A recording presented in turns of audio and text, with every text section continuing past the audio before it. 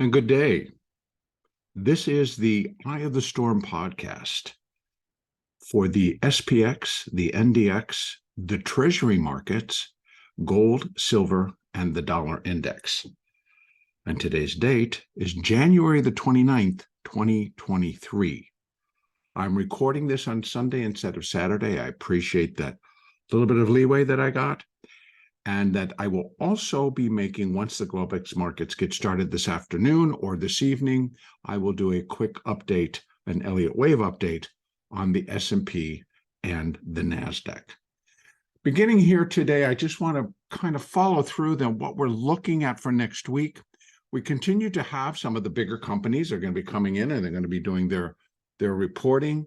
We do have some big companies on the 31st, which is the day before the Fed. On Fed Day, out of the larger firms, the tech titans, we have Metaverse. And then on Tuesday, we have Amazon and Apple and so on down the line. So we still have quite a few tech titans to come out and report. Some of the even larger ones don't report until almost the end of February. So as we get ready to close out January and start to head towards what the Fed may or may not do, let's start by saying that the narrative that's going out there is that, number one, inflation is dead. Number two, that the market bottomed at the October lows. Number three, that the Fed will only hike 25 basis points and not 75 has been the plan, or even 50 as we saw last meeting. So this narrative has really taken hold, and it has continued to propel along with the earnings season higher and higher markets. And we've seen quite an expansion in the indexes to the upside as the market just kind of roars.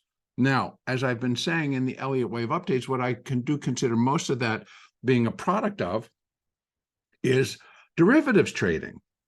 And when we really take into consideration what is going on within the options of all these incredible bull markets that we're seeing, or these rallies that we've been seeing in many of the equities, such as Apple, Amazon, AMD, Google, Metaverse, Microsoft, Netflix, NVIDIA, and last on this list, but not least, Tesla. I'm sure that many of us have watched, as I did last week, when Tesla just started to rally and started to pick up 10 to 15 points per day and ran itself up to above 180 on Friday. In what I have not seen in quite some time, an incredible gamma squeeze, short squeeze, whatever we want to put on it. But it was just dynamic to watch. If you played Tesla from the long side, purely because of the direction it was going, you picked up some very, very good trades. Now, what's really going on behind the curtain here? When we really sit down and we look at what is inflation doing, is it really decreasing? Is anything really going in the direction that the pundits and what we're hearing in the narratives that are now being put out? Could inflation truly be dead? Could stopped in its tracks? If that's the case, folks, I got to tell you, we'd start to see it more than just energy, which, by the way, has also found its lows. And I don't know about anybody else, but I live here in San Francisco, and gas prices jumped 20 cents. Gee, how could that happen? Well, we're heading out of the winter into the summer blend, et cetera, et cetera. Whatever the situation may be, it's inflationary. So when I look at that, then also, I don't know about area that you live in, but because of the shortages that are now starting to occur, one of the biggest ones being eggs, and that's being produced by, I'm being told, an avian flu that's really affected chickens. So whether that's true or whether that's not, I don't know. This is just what I heard on the street, and I put quotes around that. And so, but a dozen eggs here in the state of California and some areas of the state was $7. Now, when they want to tell me, oh, that's just transitory, and that once we get the chickens healthy again and start laying eggs again, all will come back down. And that may be true, but that does not spell long-term end to inflation. Because on top of that, now we're dealing with all of the weather that is passing across the country, how that's then going to affect planting within our own country, how all of the storms and what's going across South America, how that's affected their planting. And so are we going to start having a shortage in agricultural and in the grains? Which, by the way, every single country on this planet has to have to feed its populations. So we already know that there's a problem over in the Ukraine in terms of grain shipments going in and out of that country. That has put a lot of shortages onto the market. So we're going to see that. Higher bread prices, higher prices for the grains themselves, et cetera, et cetera. So is inflation really dead? Or did it just take a break? And did the Fed just give us a break in the constant interest rate hikes for the end of the year? Just to kind of like soothe things out. Okay, we're only going to do it a little bit here. I don't know. I don't have an answer for that. And I'm not going to certainly be here a pundit and try to determine, well, what really was behind that. I don't know. I wasn't privy to those meetings, and I don't basically even care. What I do look at is the facts. And via the facts, that what I can tell, I'm not going to forecast out that, well, inflation's got to be dead now. We're on the rise. And gee, we bottomed in October of 2022, and we're in a new bull market. I'm hearing this. And this is what gets put out on CNBC, Bloomberg News, and a lot of the media news wires. And it's being backed up by people making very strong claims. Now, again, maybe they are right, but I don't see any evidence of it, except a PPI and a CPI that kind of came in better than expected. But inflation still is running high. It's not dead. And if we're thinking that, well, it just takes time to filter through the system, so get back out there and start buying and et cetera, it's just like we're not going to be in the same position as we were after years and years and years of basically free money, after years of stimulus payments, after even within the state of California saying that, okay, we're going to give everybody an inflation stimulus payment. Everybody got, well, because the price of gas was so high, we're going to give you all some money. Well, suddenly the state of California is projecting to have a deficit for this budget year. Now, we've gone from a very large amount in the plus that could carry us over to not having enough. Amazing how quickly that can happen.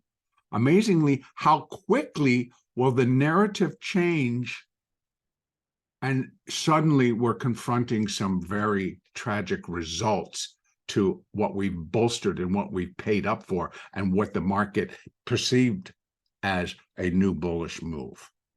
So what we need to understand is that thus far, interest rates have been about, what, 4.5%? They've gotten up to 4.5%, and I'll go over all of that within the Treasuries that I'm going to do today. But we need to look at that even though crypto is recovering, it really wiped out almost $2 trillion worth of investors' money, people that were putting their money in there. So, but when we really think about what kind of goes on, it goes much deeper.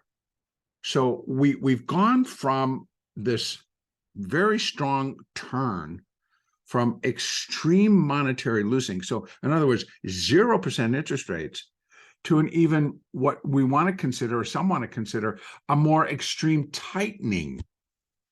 And that has taken where we have millions and millions of people that have now been tightened and put into the grip of a debt trap. So this tends to happen just before a massive transfer of wealth from people that really need it and are trying to put it someplace to make more. It's going to get moved out and given over to the ones who really don't need it. So unfortunately, this is kind of just the way things happen. And I know a lot of people may complain about that or tell me that I'm wrong, but let's just put it this way. There is massive amounts of unaffordable debt that have been taken on by consumers. So what happens is that people were fooled into thinking that somehow this money, because it was such a low interest rate, was basically you're getting it for free. And it worked when we saw it happen in 2008, 2009. And then it worked again in 2020 up to 2022. But the one thing that we have to realize is that what people did is they initially put it all away. They did stick huge amounts of money into the banks, into personal savings, right? Now, let's go into that. A lot of this money was put into markets, all kinds of different things. And then suddenly, interest rates started to go up. So what we start to see is, wow, now we got to go to that personal savings. Now we got to sell those investments because we have to pay our bills and we have to pay the interest on the borrowed money. And the interest rates are going up. Okay, now we're going to start to see we're getting into some trouble. That, we are, after basically several years of multi-trillion-dollar printing of money and injecting it into the monetary systems, it now produced the highest inflation that we've seen in the last 40 years, almost 50 years. So where's that really kind of coming in? Housing, gas, cars, food. All of these have increased substantially. So what we start to see, well, now they're going to feed us the noise like, well, gas prices are coming down. Come on, really? Look at crude. Food prices, oh, well, we're going to fix that so it looks different. Again, as I told you, when we start to look at how these all are reported, they're doing it on a year-over-year basis. So they're going to compare, right now, we're going to compare January of 2023 to January of 2022. Are we in better shape? Are things lower? Yes.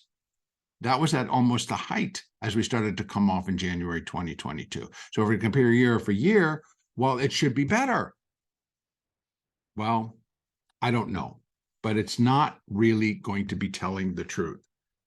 So that's the part that I've always figured. It's like, but people buy this because, well, it's a government number. They can't be lying. Okay. But in any case, what we're now looking at from where we saw that savings had skyrocketed to personal savings right in 2020 when we started going into shutdown. Everybody shaved their money. Everybody borrowed money and they stuck it into personal savings because we all needed to survive, undoubtedly. Well, right now, our savings have gone from 33.8% during the COVID pandemic to right now we're down to about 3.1%. In the meantime, credit card loans have skyrocketed and are now just below $1 trillion. $1 trillion. Yes, the stimulus money equaled that, but now consumers are borrowing via credit cards. Right now, it sits at $926 billion. So all that money is not free anymore. And the interest rates on these credit cards is going up. So we've got some really big problems. Here in California, and I know in other places of the country, they talk about how mortgage rates are ticking down. Mortgage rates are ticking down. Get out there and buy that house. It's not necessarily a ploy. It's not necessarily not telling the truth because they are ticking down. But somehow we've got banks and everybody else trying to figure out how are we going to prevent another housing meltdown, because homes are not selling at these extraordinary rates. But then interest rates, if we continue to go up, people are not going to be able to afford the mortgages that they have, if they have an adjustable mortgage rate. And people are not going to be able to buy any houses that are available on the market. So we got this double-edged sword going through there. But what we need to understand, again, personal savings, pa-poom, the savings rate, nosediving. So things just are really kind of happening. Now, here's the part that we haven't even started to see yet. And that is defaults, bankruptcies, defaulting on credit cards, defaulting on a mortgage, defaulting on an auto loan, defaulting on student debt. When you consider that all of our debts that we as consumers, corporate, everybody we take on is at enormously high levels. Partially because of the situation that we were all in, partially because money was cheap, interest rates were incredibly low, and now they're not anymore. So when we can no longer afford to pay all of the Visas and MasterCards that we have, all of the loans that we've taken out, plus the loans that people take to pay down the debt and then increase the debt. So there's a lot of companies that will lend you money to pay off your debt, but they're going to charge you 40% interest on that borrowed money. But hey, you can pay down your debt. And then you just owe us, and we will put this out, just one small payment. So collect all your debt together, we'll get it all paid off, and now you just owe us. Oh, by the way, that interest rate's going to go up. So it gets into a difficult situation, and then suddenly we get that tsunami effect in defaults. So that's yet to come. So in any case, what we're really kind of getting into here is that situation where we are going to see a lot of transfer out because we, as the consumer, have got to pay our bills, have got to try to get ourselves on a right side level here. And so what do we do to start paying the bills? Well, if you own stocks, you're going to start selling them. If you own a different asset, you may sell it. If you own a home and you can't no longer pay for it, you're going to try to sell it. And when you can't, you're going to lose it. So on and on and on. So back to the conversation that's basically feeling that the Fed is going to only raise the rate 1/4 of a basis point, 25 basis points. And that is just incredible. To me, for those of us that are living in the real world and are paying exorbitant rates for different things, are seeing interest rates continue to climb on debt instruments, are seeing how it's getting harder and harder to make collectively to pay the bills when our utility costs are skyrocketing, making it impossible to heat our homes. And in some areas where water was costing more, and now we've gotten flooded, but still the cost of water to get water out of your tap goes up. Electric goes up. Gas goes up. And still, you've got to pay your rent and or mortgage, put food on the table for your kids, pay your utility bills, pay your credit card bills. And suddenly, because you're not making all that much, and there's not really a hope that you're going to make more because the company's not really giving you a cost of living raise, you're stuck. You're stuck. What do you do? Meanwhile, here we have everything's rosy, everything's pretty. All of these companies, Tesla's going to sell gajillions of cars, folks. They sold the most electric cars, blah, blah, blah. The most electric cars got sold in the state of California in 2022 than we've previously seen. And that includes hybrid and all electric. Now, that's a good thing. But will that continue? I don't think so. Well, if you were buying Tesla, or if you were buying into, or it's going up because they're bullish on the stock, everything must be okay with the company. You're going to get stuck. So let's jump in. So my thought process is, folks, that the Fed may indeed only raise the interest rates this particular turn 25 basis points. But in my view, it is sending a very strong negative message to the markets. And I would not be surprised, again, as I've said in the past, that's what they're expecting. That's what they're buying everything up on. If it comes in there, that might be the sell signal. Because in essence, if the Fed fails to do its job, which is to control inflation, is to knock it back down and to bring it into line with their target, which is 2%, which I don't believe is realistic, but that's okay. And if they're going to do that, and they realize, and they continue to talk about, do not fall in love with these rallies, folks. They're not really in line with what's truly going on. First time I've really heard that from a Fed. And I'm putting it into my own words. But several have come out and said that. Plus, the CEOs of all of our major, humongous, too big to fail banks have basically echoed that.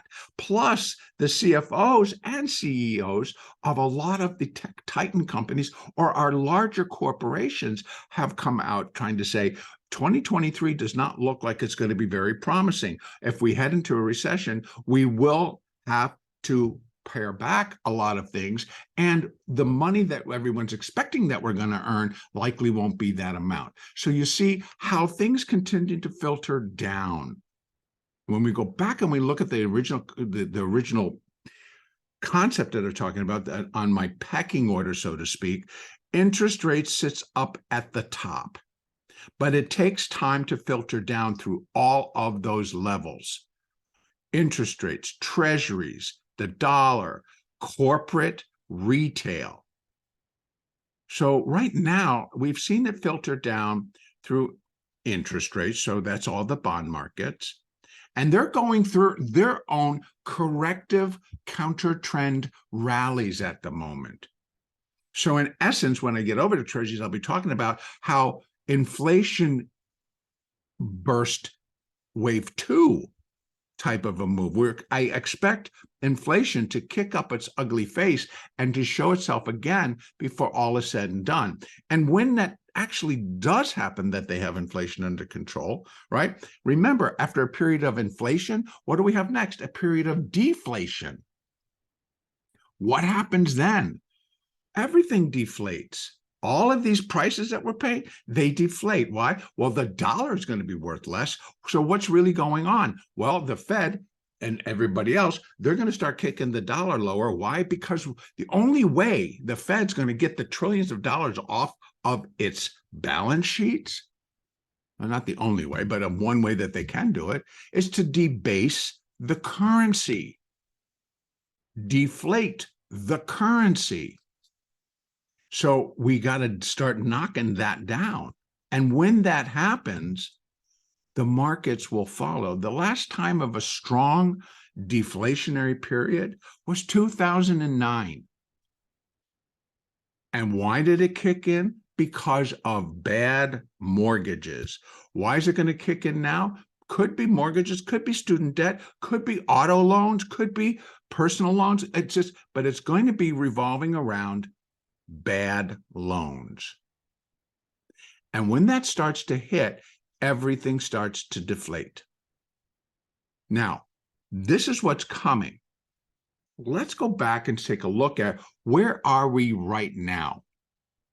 Now, part of what I always talk about with Elliott Wave, and I'm going to start here with the SPX, what I always talk about with Elliott Wave is the fact that what we're really looking at is not something that's going to tell us, oh, this is coming, look out, this is this. But the wave patterns themselves begin to show us that, in my view, for example, back at the end or the start of 2022, I was counting the completion of some very long-term upside moves. And the uptrend came to a conclusion on, for the SPX, the very first trading day in 2022. And then so we've really been correcting for a year. And what we're correcting at a minimum is 13 years of excessive stimulus being injected into the monetary system. It takes a lot longer than 1 year for that to all filter down and to be cleaned up and to be done. That's the first thing. Understanding how Elliott works would be the second. We have been able to count up 5 waves on an intermediate degree, a primary degree, a cycle degree, and in essence, we're finishing a supercycle third wave. That's what completed up here in January of 2022. So what we now have to work our way back down through is an ABC correction of cycle degree. What's going to be in that cycle wave A? Well, an ABC of primary degree. What's going to be in that first wave of primary degree A? An ABC of intermediate degree. Okay, now we bump it up. Now we're in, there's our primary A, here's our primary B. Now, granted that on an alternate count, we may still be in that B, which would allow for the higher prices that we may or may not see. Right now, I'm still considering that at the August highs, that completed primary wave B. And we're in a primary C wave down. Now, remember, cycle wave A is going to consist of primary A, primary B, and a primary C wave. So that's still being in force, still projects down towards, right now we have some larger banks and their analysts predicting 3,200. I actually think it's going to come down like that beautiful number right there, 2980. And I think that just finishes cycle wave A. And trust me, folks, what have we done? We've just barely come down. Maybe 45% from the all-time high. Oh, wow, that's so much. It's like, really? When we consider what has gone up, what percentage off of the lows took this market up? So you can see that really even coming down, and mind you, these Fibonacci numbers, those are starting from the low in 1932 here in the SPX up to the high in 2022. So we're still correcting 90% of what that took place. A 90-year, excuse me, not 90%, 90 years of an uptrend. Within that uptrend were several periods of inflation, several periods of recession, so a couple of crashes, several crashes actually. And yet we made it up to new all-time highs back in January of 2022. What did we do it on? Cheap, cheap, cheap money. And when we go and look at where did it all start, cycle wave 4 completed at the bottom of 2009. What started then?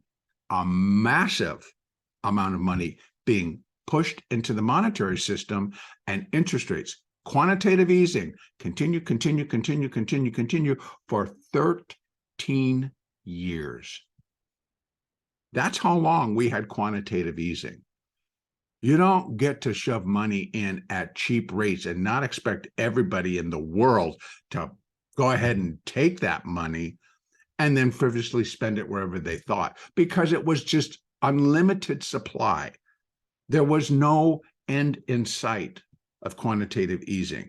And anytime we thought we were running into a problem, the government just turned on the spigot and put out more money. We'd go borrow that money and continue our lifestyle. Well, it's time to now reverse that. It's time to pull it back in. It's time to take care of the inflation that was created during that whole period. And it's not going to be done in a year. That's my point. So as we enter 2023, we have been correcting for 1 year. And in fact, we basically bottomed 9 months into it, right? Because we bottomed in October. But what that bottom was a intermediate wave 1 of a primary wave C down. So what we've got going on now is they're declaring that the low is in, we're back on, we're going to go into new highs. Based on what? This massive turn and everybody's problems have been relieved? That interest rates will suddenly come back down to 0 or 4 or 3 or 2%? As QE kicks in again? Have we gotten one message from the Fed that that's going to happen? No, we have not. In fact, they keep telling us, please don't get overexcited about what's going on because we don't necessarily agree. We shall see. That does not mean that the buildup may not continue. So let's now get in here and talk about this Elliott. I continue to feel that we are in a primary C wave down.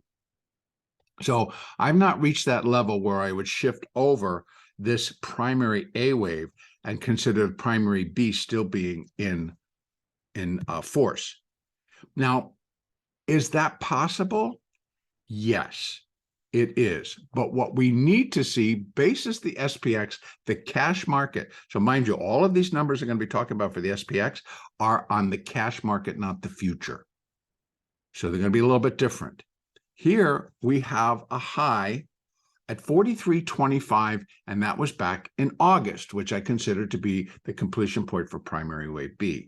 If primary wave B is not complete and we're still in an internal,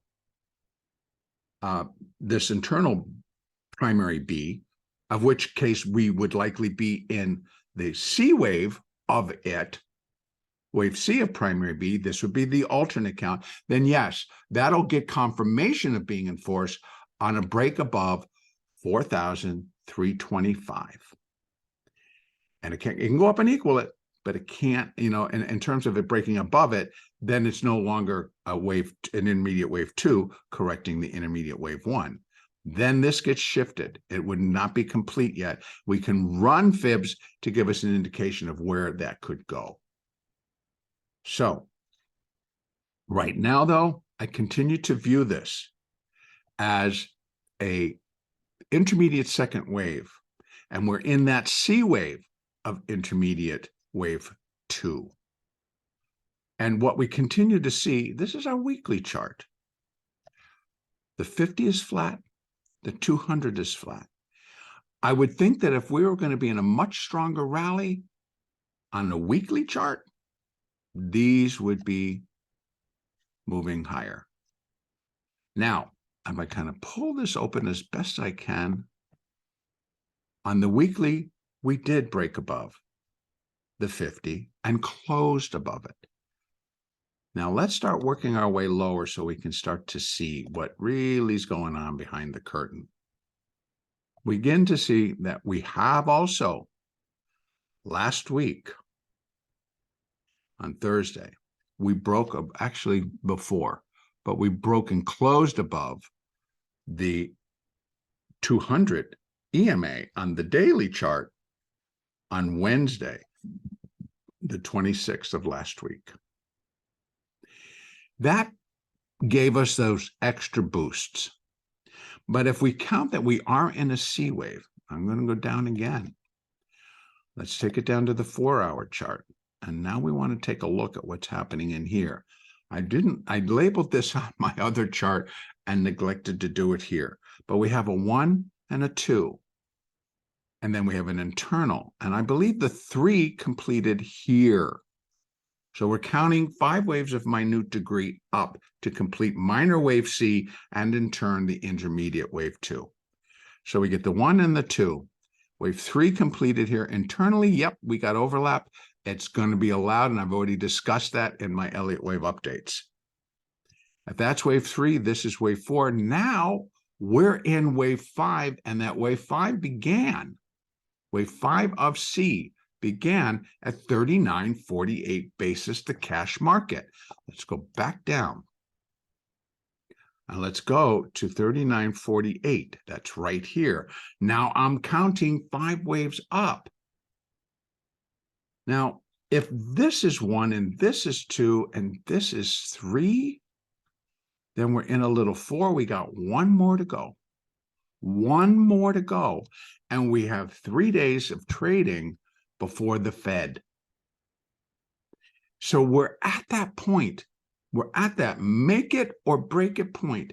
And trust me, where suddenly everything is going to sit and focus on whatever comes out at 2 o'clock Eastern on Wednesday, February 1st. That will be our defining moment, to be honest with you. In my view, that will be the defining moment on what Elliott count is in force and what the market intends to do.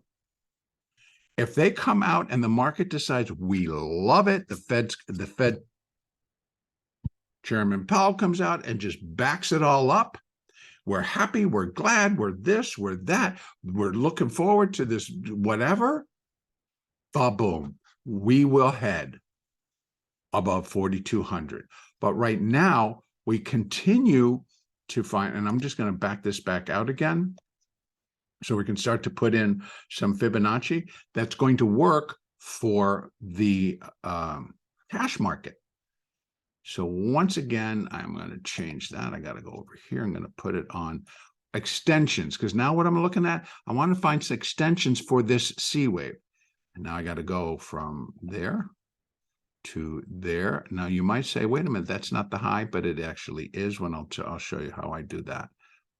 So here, this is based on the candlestick chart.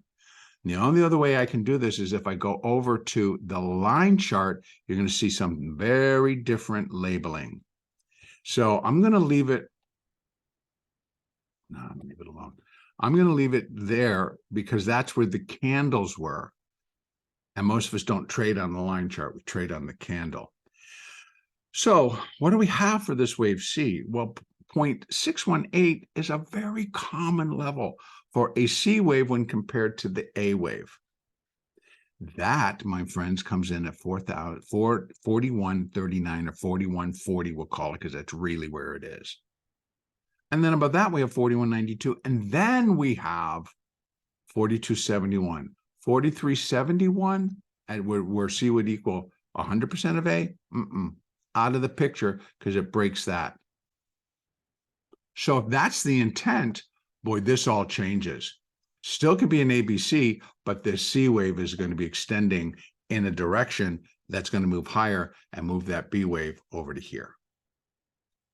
And therefore, it might end here. It might end at 44, but I'm not putting that into place right now because I don't see the catalyst.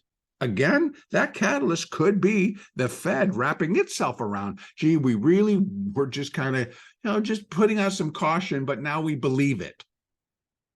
And they're going to only hike 25.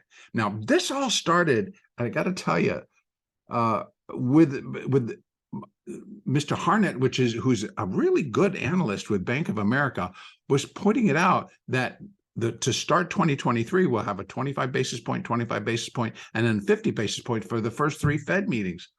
And I'm like, well, why in God's name would the Fed do that when inflation isn't under control, when inflation continues to rear its ugly head? Why? What is behind that? So I'm not really sure what his models were telling him. Now, granted, when I get over to Treasuries, they will show, the move in Treasuries will show that we should continue to see bond prices go up and yields come down. But we have to understand that that may work against a rally happening in the market, in the equity side. We may continue to see a dollar drop. And if that all happens and it moves together, then I'll move the B. Now, people say, well, that's easy for you to say because we're positioning. It's like, I understand all of that as well. I'm not positioning myself to, to change a long-term position. But again, I think that we have to consider everything and we have to consider reality, and that doesn't always affect the market. The market can go contra. Remember what the whole thing if it is still in this B wave, what is the characteristics of a B wave? A false move, a deceptive move, an incredible rally that makes people believe this is all better now. These are the characteristics of a B wave. What follows a B wave? A destructive, in this case, because the B wave is going down, a destructive, fast, very fast C wave. And when that thing kicks in, I use the term sell with a purpose. It will take on a whole new meaning, because whatever is going to kick off this next stronger leg down, whether it's the beginning of a primary C wave or a continuation of an intermediate third wave, will be destructive. It will be a kick to the system. It'll be a smack in the face to the market, because everyone will be like so shocked that this is happening. But again, it shouldn't come as a shock, because it's the other side of what actually, if you want to believe the narrative, then you're going to get a little bit more, if it all comes through, in the terms of a B wave going up. But if we're not believing the narrative, and I believe that this is all going to end and it's not going to end well, I will trade at a continued upside. And if it breaks above this level, that level, I will trade it, and I'll be trading it from the long side. I'm going to trade whatever the market gives me, but I am not going to be in love with it, and I am going to be looking. That's when I'll start putting on a position, and I'll start positioning myself for a massive decline, whether it happens within the first quarter of 2023 or the second quarter of 2023. I am telling you right now, it will happen. It's if we get surpassed this, that massive collapse will happen. It's not a matter of if, it's a matter of when. And still, even this, if it turns into just an intermediate third wave decline, it's still a matter of when, not if. So either it's going to be a C wave decline or a third wave decline. It's a matter of if, not when. That's what the wave pattern's telling me. So while I will trade upside, I will not position myself on a long-term basis that it continues and we're out of the woods and we're out of danger of severe economic downturn. That part's not true. So what can we look for here? Right now, I've got 4140, 4190, or so 4200, and up to 4242. Now, Fed may come out and just maybe give a teaser or something, but the market's going to like it, or they like the earnings reports that are still going to come out next week. But I think we top. No matter what, I think we top before we start breaking that. And we drop. This, not bullish. This, not bullish. The way it's unfolding, this particular side was, but this was the narrative. This was expiration after expiration. This was like not so good numbers, but they made believe that they were. A lot of stuff happened in there, and I don't necessarily see it. But, oops, I want to go back over. That would be the S&P cash market. Let's go over and take a look at the NDX cash market. It's basically the same thing. And in this one, I actually did label. So here we are. And you can see 1, 2, 3, 4. And now we're inside that fifth wave. Again, this is just the 4-hour chart. Same deal. If I took it out to the weekly, you'd see got the A, the primary B. We're in the primary C wave down. Intermediate wave 1, A. Now, granted, that is there. I get it. But this, and I'll show you why. Look what happens. That was an extreme, and it was immediately taken back, and that was the close. So we get an A, and then an A, a B, and a nice C wave down to put in the B wave. 1, 2, crazy beginning, but still 1, 2, beautiful third all the way up, nice 4, and now we're in that fifth. I'm going to go back over, go back to the candle. We're going to see the same thing. Looks a little bit different, but when we do it on a closing basis, it becomes very clear. And again, I go back to the original Elliott work. Elliott didn't have candlesticks. Elliott didn't take extremes into, he took the reading of where the market closed each hour and produced an hourly chart for himself. So when I can do that in the style of Elliott, it takes a lot of the fluff out and I can see the move. So that's what I'm going on. And I've told you all along, I am a purist in Elliott. Now I do allow, like in this particular case, an overlap of 1 and 4. Why?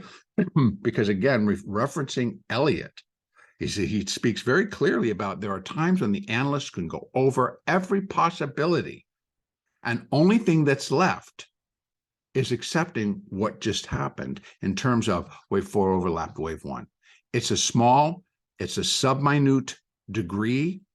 Now, granted, I'm as a purist, I'd be like, oh, I don't care. It could be on the sub-minute. We should still follow good Elliott. And then when I listen to what Elliott told me, and again, bring it back down to a line chart, it barely does it. So it was an extreme via the candle that produced it. So that's why that gets allowed. So here we are. Let's add 1. Nice fib there, and that's going to be our extensions. Again, putting it there, putting it down there. What do we have? Well, wave C would equal wave A at 12,345. Again, this is basis the NDX, the cash NASDAQ 100, at 12,345, 346. How high can we get? Well, this high tells me it can't go above 3,720. Now, this is basis the cash. So we can get up here all the way. Now, on the future basis, we can't. Futures basis is a little bit lower. So, but we certainly can get up here or here. But on the futures basis, we have things seem to rally around 12,600. Here, we seem to be rallying around some others. We can go into this one. I'm going to put one more, which is on the cash, just running for what wave 3 to wave 4. So we're looking at what wave 5 could bring us. Here again, bingo. We're running around 12,345, 12,000. Wait a minute. Yeah, 12,050, all in the same area, 12,305 to 12,350. And then we have an outlier at 12,510. So I'm going to be looking for that as well to kind of hold and contain our markets. Let me get rid of these for just a moment because I want to show our moving averages. Here again, the 50, this is on the 4-hour, the 50 just crossed the 200, and that's what gave this a nice strong boost. But the 200, the 4-hour 200 continues to roll a little bit. Now, out on the daily, it just basically broke and closed above. I think the cash closed, but the future did not, if I had to say, because they sold off after the close. But we're just closed just slightly above that daily 200 EMA. Everything else kind of still the same. The 50 just starting to turn. The 20 got above that 50, which gave us that additional boost to push. So combined, with the two, the 4-hour and the daily, gave us that boost that we got on Friday. So that's the NDX, and I'm continuing to look for both to actually top out. Or at least then make it very clear that we're going to be heading up and we're going to start to break.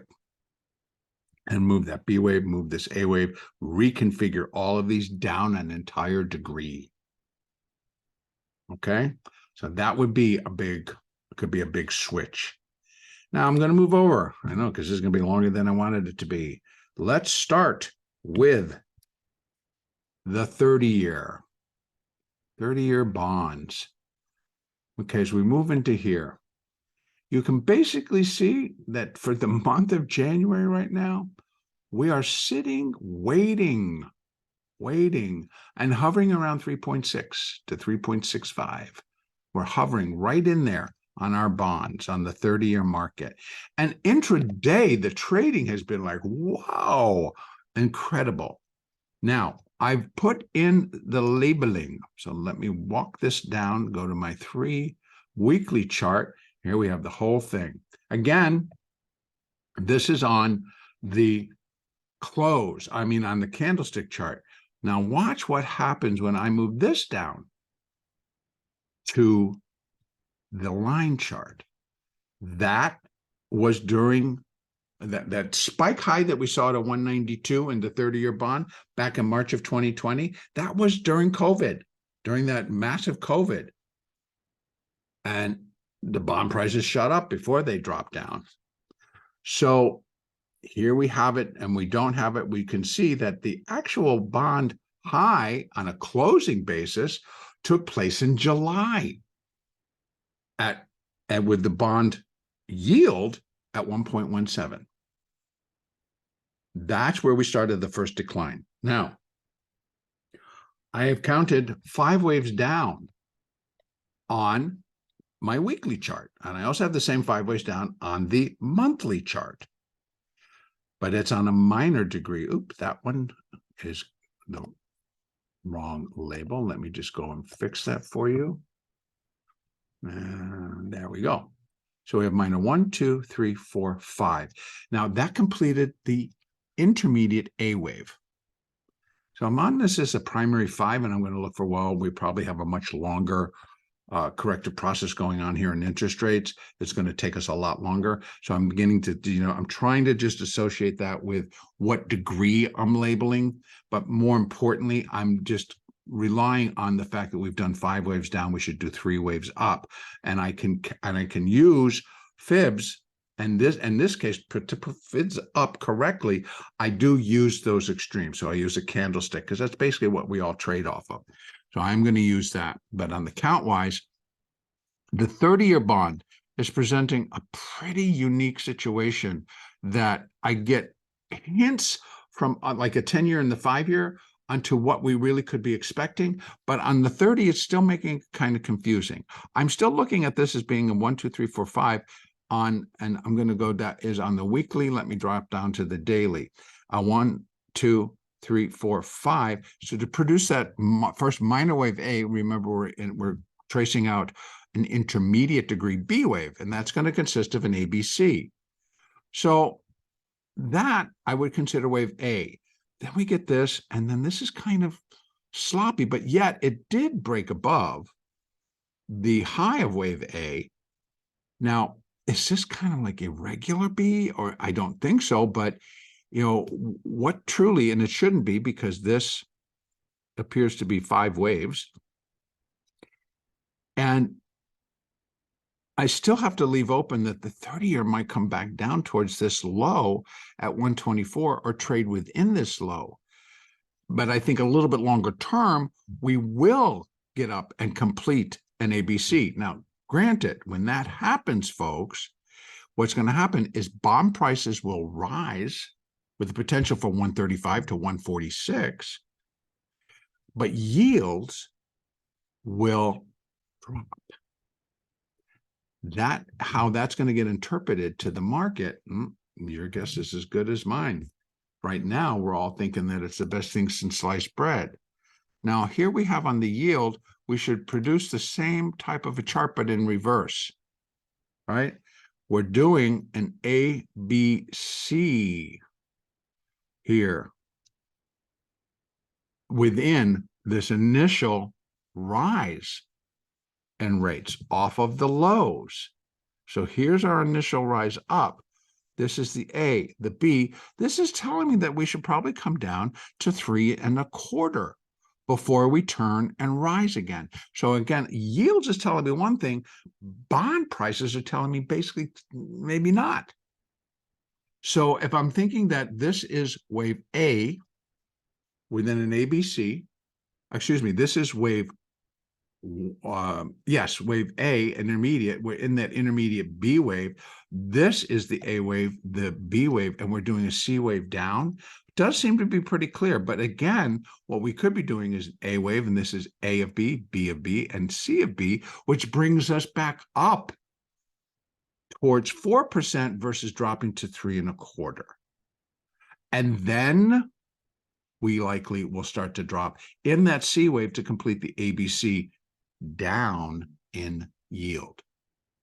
Up in bond prices, down in yield. So it's going to get confusing because we're going to see, well, if interest rates are actually, yields are dropping in the bonds, shouldn't that reflect back over into interest rates?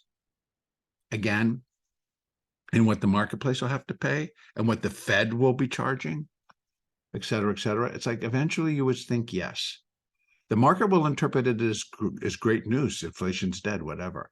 But that's could be a false narrative. Again, please understand, so many times people are saying things that everybody wants to latch onto because we all want to return to normalcy. We're all tired of COVID. We're all tired of what's going on in the world. We want it back to normal where we can just live. No, that has not ever been promised. And to think that the Fed and interest rates and everything else is going to deliver it for us is, again, in my mind, a false narrative. But any case, back to reality. I'm thinking that what we got is that possibility of A of the ABC, A, B, maybe we come back up. And if that's the case, let's just kind of take a peek. If it's going to come down, then I am thinking, here we got 3.5. Then we have 3.25. That's where the 50 and that's where the 200 moving average on a 4-hour chart are sitting. Both perfect. Both can really reflect reality.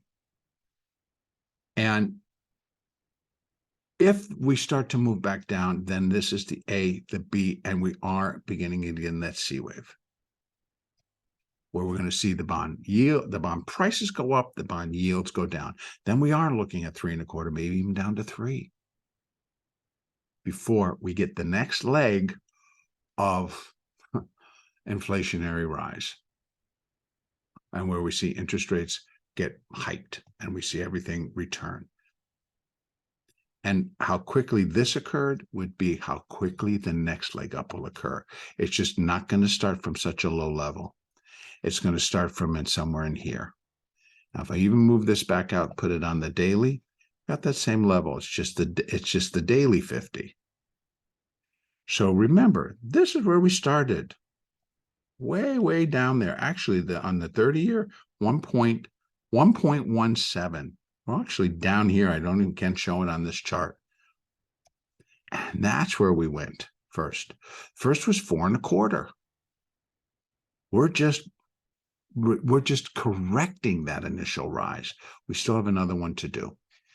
That's the 30-year. Now we have the 10-year note. They're all going to present the same picture. Again, I'm going to leave it here on this. Here's the bonds. This is the bond price. I've got an A, a B, and I'm like, here in the 10-year note, we have gone above the high of wave A. So are we already in the C wave up? And if so, what can I look for? Here again, we're still hovering around 3.5 to what the yield is. But if we're in that C wave and we're going to get up here, then I really would think that the yield is going to drop to 3.25 versus running back to 4. Now, bring this back down to even my daily chart. And I'm like, well, this is kind of weird. Is this going to be an A, B, C for just a larger wave A? So these are a minute level? Possibly. I don't know. Or because if they're going to really continue to go up, then we're going to go down. If they continue to swing lower, then the yield will come back down. This tells me yield goes, this also tells me yield goes down. But if, I got that backwards, if we're going to start losing bond price, the yield will go back up. Will we get back to 4%? That would be very possible in my mind. So if it's a bizarre, strange internal B wave, and this B wave is not done, and that stays A, and this is A, this is B, comes in a little bit irregular, we drop back down into C, we end back at 4% or a little bit above, take us back down to the lows that we saw at the end of December. Then on a bond price basis, then that would be realistic, maybe a little bit lower, but hard to tell. And then we would turn and rally. And this rally, I do think we get to, if we got the potential to get up to 121, we're looking, again, let's just go 10-year and go to the market yield. If we were to rally, we'd be looking, there's 3 3.125. There's 3 1/4, 3 1/8. Could that happen? Yeah. 3%? Maybe. There's 2 3/4. And that, I think, is what we're looking at if the bond price gets up to 121, 125. That's going to produce a very sweet yield. So why they want to tell me that inflation is dead, et cetera, interest rates are going to come down, may be true, but it's just a counter trend rally. It's not the start of something brand new. So we need to keep that in mind too. So trade it, but with an understanding this is what's happening right now, and it may happen for another week, it may happen for another month, but eventually it will reverse and we will see interest rates continue to climb. Now, coming back over, we're going to take a look at the 5-year, all the same, except this is a little bit different. This, to me, 1, 2, 3, 4, 5 is putting in a 5 wave. So I'm looking at this thing going like, well, the 5-year is telling me that rates probably, the 5-year level, are going to go up, are going to swing back higher. Again, let me go over. We've been kind of hovering around 3.6. Maybe we need to go back to 4 before we actually pick up the next finishing move up. And again, that looks like an ABC. Now I've got the A all the way up there. There's the closing, right? Let me put this out on a monthly. Look, much different, much different. So if we consider the extremes, to me, it can look like an ABC A. Then we get an ABC B, and then we get a 5-wave C. That could be a realistic target, right? Again, 5 waves down, we're looking for an ABC. Where does it usually come in? Somewhere within the previous 4th. Well, there's that previous 4th, right in here. So again, these all are playing out. How, because the big question's always been in my mind, how are interest rates in terms of bond yields going to continue to come back into line or go down, which shows a drop in interest rates, without interest rates actually going there? That'll be an interesting conversation. All right, so finally, let's go over and take a look at the 2-year. Same story. Here we have it. See, hovering around since January, really 4 1/4, down to maybe 4 1/8, right? So it's not really kind of zipping around or going anywhere. Still above 4%, 2-year. Short term, 2-year. What does it look like here? Here we got the same deal. I think we got an intermediate wave A, excuse me. And we're going to be doing an intermediate B wave. Projects 103 to 105. Wave 4, 105. Wave B, normal, 382. Now, it's easy just to throw the technical out there, but the market may actually have trouble reaching these levels because reality was going to be telling us something different. This, what is that going to project in terms of, let's see if I can go to 2. It doesn't, they don't do one. I can't get that one. Yeah, too many. 2, let me see if I spell it out. No. So I can't get that yield on the 2-year. I'd have to go to somewhere else. But in any case, what I'm looking like, now I'm going to bring this back down to my daily. Here again, let's go to the close. You can see, okay, it was weird, but kind of bizarre. Maybe A, maybe B, and we're into the C, or what? So I got to let the market tell me, because it's very difficult. But what the short end of the curve is still telling us is that rates are going up. Rates are going up. If we all take a look at like the 4-week, the 8-week, the 13-week, the 26-week Treasury bills, I've not seen a downtick.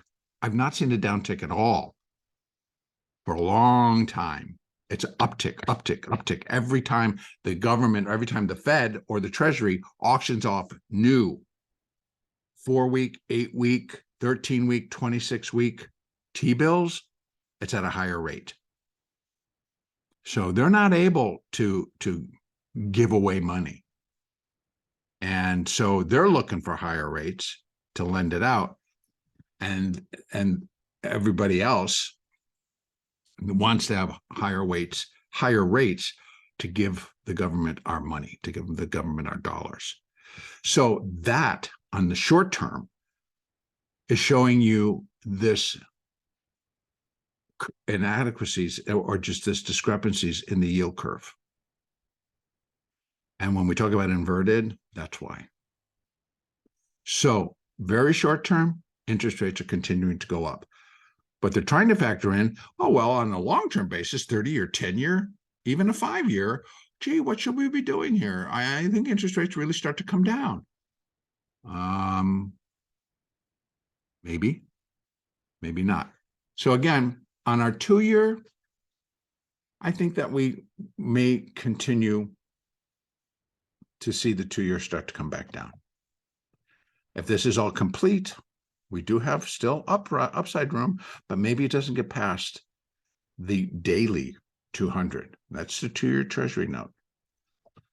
They're all very, very, very interesting pictures, and we got to keep a very close eye and not just be so fixated on the equities and what that tells us about the economy, because I'm telling you, that's the easiest one to manipulate. All right, so I'm going to go over here to my gold chart. Now, gold finally starts to move through on the wave 3 that I've been counting here, but that's actually 3 of 5. So it's a minor wave 5, and this count may change. I am working with, and by the way, I should have that gold Eye of the Storm podcast, and it's with my good friend and first teacher in Elliott, Dan Ascani, and we did one in gold. We're going to be doing 2 more, but I'm still running it with my editor, and we're getting that all together. It should be put out sometime today or tomorrow, to show the relationship of gold and what's going on right now, and actually maybe to refine my count. But in any case, I do believe that we're finally in this explosive part of this rally. If I come down here, that one doesn't work. Let me go down to my daily. So on my daily chart, we got the C wave, and now we're coming up. And again, 1, 2, 1, 2, 1, 2, 1, 2. And now we're starting to pan out. 5, 4, 5, 4, 5. So we got a bunch of those. And I think that's the one. Now we got up to, 1953 on Friday. And that's 382. I'm looking for this before wave 3 likely is complete. So we might get a little explosion. We might get a little flurry to get us up there, and then correct in a 4th wave. So if this is 1, 2, and this is all going to be 3 can project up to here. In fact, let me see if I can put that up. I got that going. And we're going to go from the bottom to the top of wave 1 to the bottom of wave 2. Yeah, here we go. 1.618, 2000. I knew I saw that number before. And then we have 2014. Should it go up to the sweet spot, which would not surprise me in gold.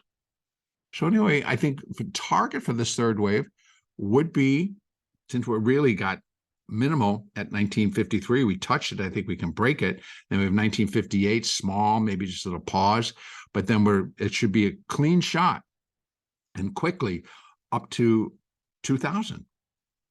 That's where I think wave 3 ends, and then we get a fourth wave, and then we get a fifth wave, and that's where I'm looking for new highs, new all-time highs for gold. Absolutely, within this move up. So that remains the same. Silver, on the other hand, I got to tell you, just really, what a laggard. There's something up with silver. Somebody doesn't want it higher or whatever's going on, but I'm not liking it at all.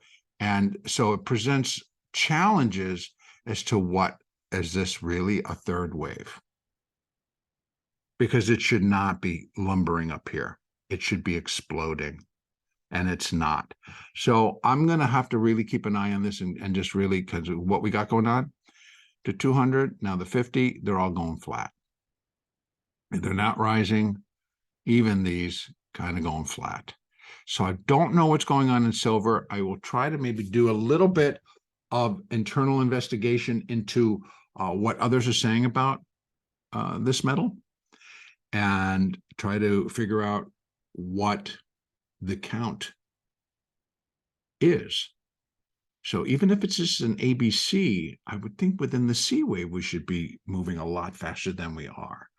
But so I will definitely do a review of silver. Right now, I have no advice other than it's tight. It's sitting in a range. You got 2260 on the bottom. You have 2940 on the top, and it's unable to get itself above 25. So we got major resistance at 25 for whatever the reasons, and we're not really seeing, unless this, see, this is a 3, and then I can count a 5. So this in and of itself is corrective. It appears to be corrective. So I'll be working on that. Dollar index, wow. It continues to just present its own challenges here. And so I really do feel that this is where we're going to end up. Now, what all of this is, I'm probably going to have to put a 5 up here. And we're going to be looking for an ABC. And right now, this is coming in at 1, 2, 3, 4, and then we got a 5 coming down. So I think we might bottom somewhere in here, or at least I think below 100. But they seem to be finding some support here. Below 100, and then ba-boom. But again, everything seems to be just put on hold, waiting for Wednesday. What the oracle of the Fed is going to tell us. What can we look to? Because if they come out at 25 basis points, I would suspect the dollar is going to go and die. If they come out where they don't, or they shock the market and actually come out at 75 basis points, wow, then everybody's going to want their dollars back. Okay, so I'm going to hold. Dollar, trade it daily, folks. Trade it against the other currencies, which I think most people do. And follow Elliott, follow your signals, follow everything within it. But as far as like a longer term play, it's just too unclear right at the moment. And this is more presenting itself more in tune with being the end of a fifth wave up, in which case, I want to go back out to that here. I think that's where I had it. Yeah. 3, a 4, and a 5. And what's going to be on top of it would be that color, either an A or a 1. I don't think it's a 1. So again, bizarre moves, got to wait, got to let it present itself, got to let it clean itself out. So that's going to wrap it up for this edition of the Eye of the Storm podcast for today, January the 29th. Again, later today, I will be doing an Elliott wave update on the S&P and the NASDAQ. And thank you again for your time. And I am going to be lining up some additional guests. So we'll be returning to having guests on. And as I fill out 2023, at least the first quarter. Have a great trading day tomorrow. Have a great trading week.